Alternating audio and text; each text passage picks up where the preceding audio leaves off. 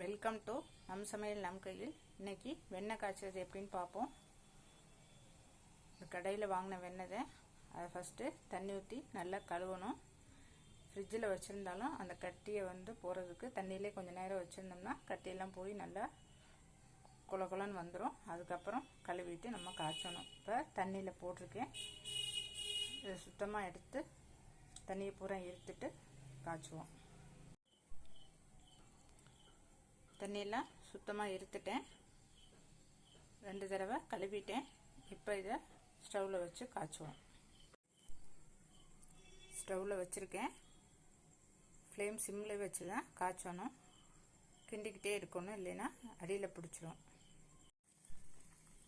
வெண்ணெய் இப்போ நல்லா உருகிடுச்சு. இப்போ இதில் முழு மிளகாய் ஒரே ஒரு வரமிளகாயும் கல்லுப்பில் ஒரே ஒரு கல் உப்பும் அதில் போடணும். இப்போ வெண்ணெய் நல்லா உருகி பாதிக்கு மேலே நல்லா உருகி வந்துடுச்சு. இதுக்கு பேர் தேங்காய் எண்ணெய் பதம்.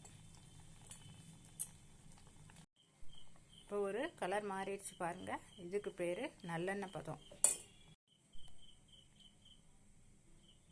ஃபஸ்ட்டு நான் காமிச்சது தேங்காய் எண்ணெய் பதம், அடுத்தது நல்லெண்ணெய் பதம், அடுத்து இந்த கருப்பாக இருக்கிறதுலாம் ஒரு ப்ரௌன் கலராக வரும், அது தேன் பதம்.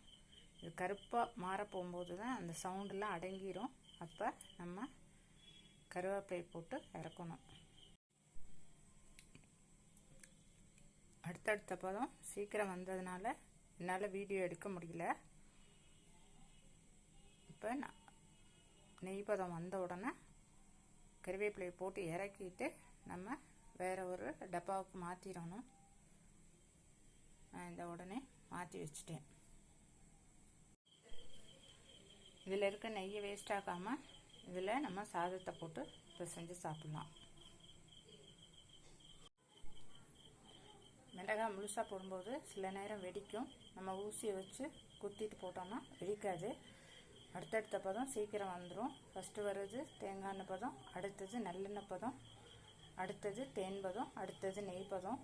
நெய் பதம் வந்ததும் கருவேப்பிலையோ அல்லது முருங்கை இலையோ போட்டு உடனே இறக்கிடணும். இறக்கிட்டு வேறொரு டப்பாவுக்கு மாற்றி வச்சிடணும்.